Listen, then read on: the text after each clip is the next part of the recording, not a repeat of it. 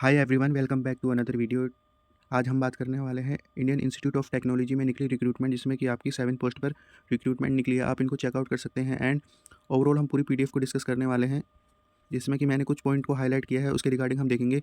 Video में आगे बढ़ने से पहले चैनल पर मल्टीपल पोजीशन आई हैं मल्टीपल स्टेट के रिगार्डिंग, प्लीज़ आप उनको चेकआउट कर सकते हैं, जिसमें कि हमने ICSSR, IIMR and NBT and other post and other organisation से रिलेटेड वीडियोस को बना रखा है। अगर आपको वीडियो अच्छी लगती है तो आप मुझे सपोर्ट कर सकते हैं। एंड शुरू करते हैं पीडीएफ को पढ़ना, देखते हैं एडवर्टाइजमेंट आपका कहाँ से निकला है एंड इसमें क्या क्या एलिजिबिलिटी क्राइटेरिया है। तो let get start the video. Position से रिलेटेड तो आपकी IIT इंदौर से निकली है। डेट आपकी थी, एडवर्टाइजमेंट डेट आपकी 1 जनवरी 2025 रहने वाली है। एंड इन्होंने 7 पोजीशन पर पोस्ट निकाल रखी है। तो आइए देख लेते हैं एलिजिबिलिटी एंड पोस्ट से रिलेटेड कुछ इन्फॉर्मेशन को। एग्जीक्यूटिव इंजीनियर सिविल में आपकी एक पोस्ट है अनरिजर्व कैटेगरी के अंदर। पे स्केल है, आप यहाँ चेक कर सकते हैं। Medical officer, assistant registrar, senior engineer civil में आपका चाहिए। असिस्टेंट सिक्योरिटी ऑफिसर एक पोजीशन एंड जूनियर सुप्रिटेंडेंट आपकी 2 पोजीशन है। एंड जूनियर असिस्टेंट में आपकी 5 पोजीशन रहने वाली है। कैटेगरी वाइज आप यहाँ पर चेकआउट कर सकते हैं। पे स्केल आप साइड में देख सकते हैं। अगर बात करें लास्ट डेट से रिलेटेड तो आपकी लास्ट डेट रहने वाली है 30 जनवरी 2025। तो देख लेते हैं इनकी qualification, experience and desirable qualification and experience से रिलेटेड। एग्जीक्यूटिव इंजीनियरिंग में आप यहाँ चेकआउट कर सकते हैं। इसेंशियल क्वालिफिकेशन एंड एक्सपीरियंस में एटलीस्ट आपके पास फर्स्ट क्लास बैचलर डिग्री होनी चाहिए। सिविल इंजीनियरिंग में 5 ईयर का एक्सपीरियंस चाहिए, आप यहाँ चेकआउट कर सकते हैं। एक्सपीरियंस प्रोजेक्ट मैनेजमेंट में आपका चाहिए।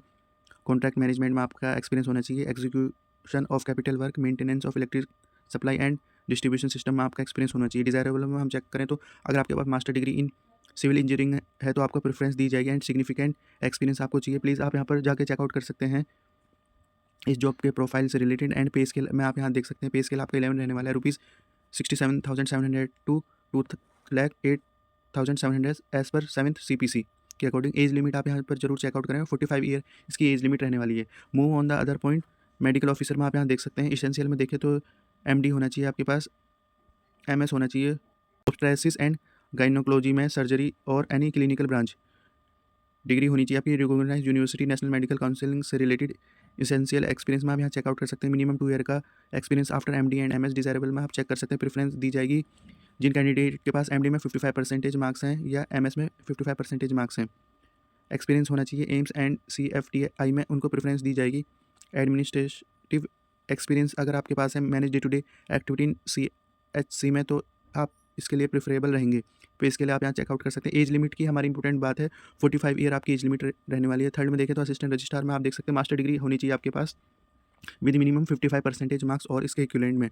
अगर आपके वहाँ CGPA चलता है उसके इक्विवेलेंट में होना चाहिए। SGPA भी कन्वर्ट कर लेंगे 55% मार्क्स पर। इसेंशियल क्वालिफिकेशन में हम देखें तो 3 ईयर का आपके पास एडमिनिस्ट्रेशन एक्सपीरियंस होना चाहिए। एंड पे स्केल 48 ग्रेड पे में आपने काम किया हो उसके रिगार्डिंग। एंड या आपके पास 5 ईयर का एक्सपीरियंस होना चाहिए। पे स्केल आपका 7 के रिगार्डिंग आपने काम किया हो, या आपके पास 8 ईयर का एक्सपीरियंस हो अगर आप ग्रेड 4200 के में काम किया हो रेगुलर पोजीशन पर। डिज़ायरेबल में आप यहाँ चेकआउट कर सकते हैं। क्वालिफिकेशन होनी चाहिए आपके पास मैनेजमेंट एंड फाइनेंशियल अकाउंट से रिलेटेड। अगर आपने एक्सपीरियंस है handling ERP based administration, financial, academic, material management, patent, research, project management, तो आपको प्रेफरेंस दी जाएगी। पे स्केल आप यहाँ पे चेकआउट कर सकते हैं। 10th का पे स्केल है। एज लिमिट आप यहाँ पे देख सकते हैं 45 एज लिमिट है। And move on the other point, senior engineering में आप यहाँ चेकआउट कर सकते हैं। एक्सपीरियंस से related bachelor degree civil engineering में एटलीस्ट 2 ईयर का एक्सपीरियंस चाहिए इन ग्रेड पे ऑफ ₹4200। तो आपको अप्लाई करने से पहले इन सब चीज़ों को देख लेना है। या आपके पास 3 ईयर का एक्सपीरियंस होना चाहिए एटलीस्ट 5, या आपके पास 3 ईयर डिप्लोमा होना चाहिए with 5 year experience with grade pay of 4200। तो प्लीज़ आप इनको चेकआउट कर सकते हैं। डिज़ायरेबल में हम देखने वाले मास्टर डिग्री होनी चाहिए आपके पास, सिविल इंजीनियरिंग में नॉलेज होना चाहिए। कैट का प्रोजेक्ट मैनेजमेंट आपके पास नॉलेज होना चाहिए। लेटेस्ट कंस्ट्रक्शन एंड मैनेजमेंट और अदर रिलेवेंट सॉफ्टवेयर के रिगार्डिंग आपके पास proven track record of handling construction project in reputed organisation से related. Experience of designing establishment construction management of large project, ये आपकी डिज़ायरेबल में रखी है। Experience of coordinating with multi disciplinary planning construction architects and construction agencies. Pay scale आप यहाँ check out कर सकते हैं। अपर एज लिमिट में 40 ईयर इनकी एज लिमिट रखी है। एंड असिस्टेंट सिक्योरिटी ऑफिसर में आपके पास बैचलर डिग्री होनी चाहिए एटलीस्ट 60% मार्क्स और equivalent CGPA from recognised university. आपको यहाँ पर ध्यान देना है। या इंस्टीट्यूट विद मिलिट्री या CAPF पुलिस ट्रेनिंग या CISF, यहाँ पर आप चेकआउट कर सकते हैं इसके regarding. And responsible knowledge of fire fighting experience, protocol management and VIP movement, liaison and conducting frops inquiry and investigation. Essential experience में आपके पास 6 ईयर का एक्सपीरियंस होना चाहिए as sub inspector of CAPF central arm police force और police force या fire department में, या आपके पास 10 ईयर का एक्सपीरियंस होना चाहिए sub inspector in CAPF, and आपके पास holding of autonomous regular post in any other PSU and CFTI आप यहाँ पर चेकआउट कर सकते हैं। एंड आपके पास वैलिड ड्राइविंग लाइसेंस होना चाहिए लाइट मोटर व्हीकल का एंड मोटर MC का with gear of at least 3 year का। डिज़ायरेबल एक्सपीरियंस, डिज़ायरेबल में आप यहाँ चेकआउट कर सकते हैं डिप्लोमा या सर्टिफिकेट आपके पास होना चाहिए फायर फाइटिंग में, laboratory work safety, desirable management, driving licence आपका हैवी मोटर व्हीकल्स का, and good communication skills, interpersonal skill and knowledge of labours law, तो ये आपकी डिज़ायरेबल में रखी है। पे के लिए आप यहाँ चेक कर सकते हैं 7 है, एंड एज लिमिट आपकी है 40 years. And move on the other point, junior superintendent में essential qualification bachelor degree with minimum 5 year relevant experience as junior assistant in pay level 3 and grade pay of 2000 और इसके equivalent. Desirable में आप यहाँ check out कर सकते हैं experience होना चाहिए field of administration, academic, store purchase, material management, research project management, public relation, international relation से related, and students affair and education outreach से रिलेटेड। कंप्यूटर की आपके पास नॉलेज होनी चाहिए, presentation, spreadsheets, software and ERP, excellent noting and drafting skill in Hindi and English. Pay के लिए आप ये देख सकते हैं 6 है, एंड सैलरी की बात करें 35,400 टू 1,12,400 के अंडर में as per 7th CPC।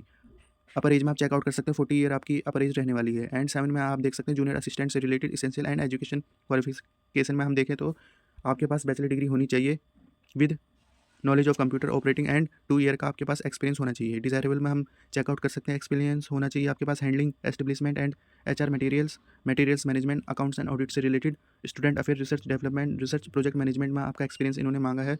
And आपके पास कंप्यूटर नॉलेज होनी चाहिए जिसमें कि इन्होंने spread sheet, presentation, software and excel से रिलेटेड आपका नॉलेज होना चाहिए। पे स्केल में आप देख सकते हैं पे स्केल आपका 4 है, जिसमें कि आपकी सैलरी की बात करें 25,500 to 81,100 as per 7th CPC। Upper as में 35 ईयर इनकी अपर एज है, तो आपको अपर एज की रिगार्डिंग सभी पोस्ट में जरूर चेकआउट करना है। तो आइए जनरल इंस्ट्रक्शंस में देखें तो आपका 30 दिसंबर तक आपको ऑनलाइन पोर्टल भर देना है at 5 PM। And move on the other point,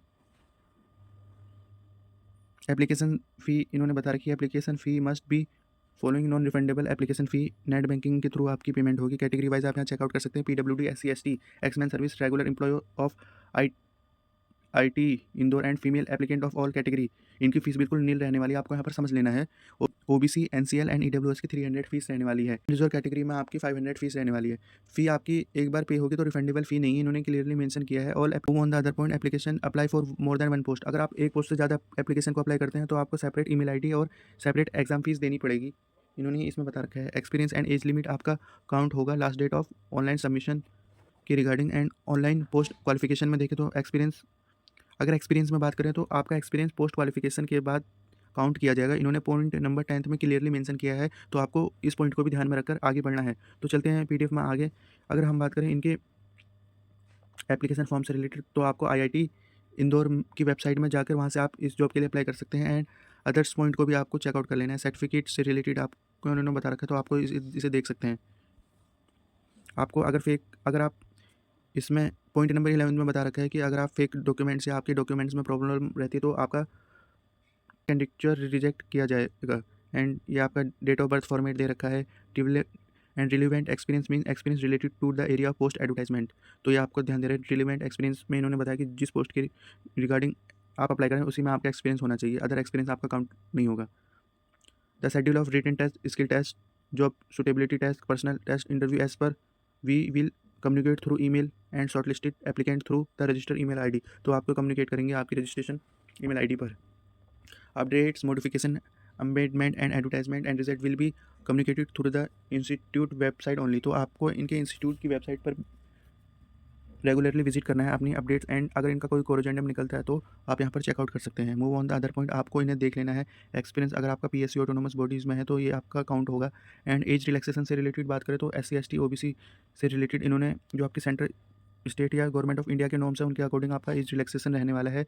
and 5 year age relaxation रहने वाला है आपका central state autonomous body in regular post जिन्होंने सर्विस प्रोवाइड की है। And having minimum 3 year of continue service in the post, तो जो भी आपके एम्प्लॉयज़ हैं उनके रिगार्डिंग यहाँ पर बता रखा है। OBC NCL का सर्टिफिकेट सेंटर का लगेगा। एंड जो आपकी EWS कैटेगरी में है उनका इनकम एंड एसिड सर्टिफिकेट लगेगा फाइनेंशियल ईयर 24 टू 25 का। एंड जो आपके PWD कैंडिडेट है उनका minimum 40% disability under the specific category as per GOI ये काउंट करने वाले हैं। आपको इन सभी पॉइंट पर ध्यान देना है। पॉइंट नंबर 25 में देखें तो केवल शॉर्टलिस्टेड कैंडिडेट को कॉल आएगी written test and skill test के रिगार्डिंग। आप इस पॉइंट को जरूर चेकआउट कर सकते हैं। ये रिटन टेस्ट एंड इंटरव्यू आपके नंबर ऑफ एप्लीकेंट के रिगार्डिंग रखेंगे। And point number 26 and point number 26 में देख सकते हैं कि इंस्टीट्यूशन के पास राइट है restriction the number of application at any stage. तो इन्होंने इसके बारे में बता रखा है। And qualification and exam pattern के रिगार्डिंग ये आप चेंज भी कर सकते हैं, ये देख सकते हैं। पॉइंट नंबर 28 में देखें तो आपका TADA कुछ भी प्रोवाइड नहीं करेंगे at any stage of selection process. And point number 30 में देखें तो थ्रू द वैकेंसी पोजीशन इंडिक। एंड पॉइंट नंबर 13 में बताया गया वैकेंसी पोजीशन से रिलेटेड आपका रिजर्व है right to relocate the selected candidate to any unit centre department Ujjain campus established anywhere. तो आपको यहाँ पर ध्यान देना है, अगर आपका सिलेक्शन हो जाता है तो ये नहीं कि आपका IIT इंदौर में ही आपकी जॉब रहने वाली, आपको रिलोकेट भी किया जा सकता है इनकी अदर यूनिट में। तो आपको इसके रिगार्डिंग भी फुल्ली प्रिपेयर रहना है। एंड ये आपके पॉइंट नंबर 32, 33, 34, 35 ये आपको एक बार जरूर चेकआउट कर लेना है। हम सिर्फ इंपॉर्टेंट पॉइंट के रिगार्डिंग ही चेक कर रहे हैं। The list of shortlisted and not shortlisted candidate, जो भी आपके shortlisted and non shortlisted candidate होंगे वो इनकी वेबसाइट पर पब्लिश करेंगे। एंड एग्ज़ाम एंड सिलेबस के रिगार्डिंग भी आप इनकी ऑफिशियल वेबसाइट में जाकर करियर टैब में नॉन टीचिंग रिक्रूटमेंट में इनके एग्जाम पैटर्न एंड सिलेबस के रिगार्डिंग देख सकते हैं। Call letter will B issue to eligible candidate only through register email ID. तो रजिस्टर ईमेल आईडी के थ्रू आपका कॉल लेटर इशू किया जाएगा। एंड जब आपका exam skill test and interview से रिलेटेड आपको सभी अरेंजमेंट करनी होंगी, ये कुछ भी प्रोवाइड नहीं करा रहे हैं। आपको अरेंजमेंट में अपना food transport and stay as hostel guest house facility are not available, इन्होंने क्लियरली मेंशन किया है। पॉइंट नंबर 14 में आप चेकआउट कर सकते हैं। एप्लीकेशन फॉर्म से रिलेटेड आप इनकी दी गई ईमेल आईडी पर जाकर विजिट कर सकते हैं before 30 January 2025 at 5 PM। And point number B में देखें तो आपको सिर्फ ऑनलाइन एप्लीकेशन भरनी है, आपको हार्ड कॉपी को सेंड नहीं करना है। एंड पर यह आपको अपने पास रख लेनी है at a time of interview या डॉक्यूमेंट वेरिफिकेशन, ये आपके काम आएगा। तो ये थे एंड आप अदर पॉइंट को आप चेकआउट कर सकते हैं। कैंडिडेट अगर आप कोई टेक्निकल प्रॉब्लम या अप्लाई मोड के थ्रू कोई एरर या कोई क्वेरी रखते हैं तो आप दी गई ईमेल आईडी पर पूछ सकते हैं।